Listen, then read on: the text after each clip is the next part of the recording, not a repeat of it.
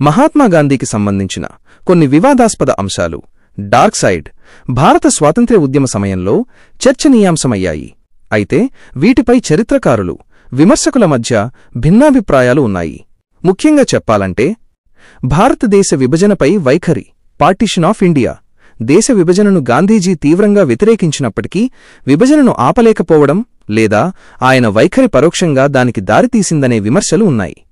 విభజన తరువాత పాకిస్తాన్కు చెల్లించాల్సిన 55 కోట్ల రూపాయలు డబ్బునివ్వాలని డిమాండ్ చేస్తూ నిరాహారదీక్ష చేయడం కూడా విమర్శలకు గురైంది.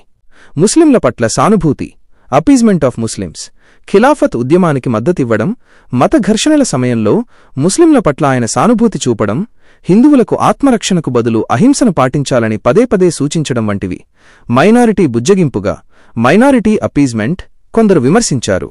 మోప్లా తిరుగుబాటు, మోప్లా రిబెలియన్ వంటి హింసాత్మక సంఘటనలపై ఆయన అభిప్రాయాలు కూడా వివాదాస్పదమయ్యాయి.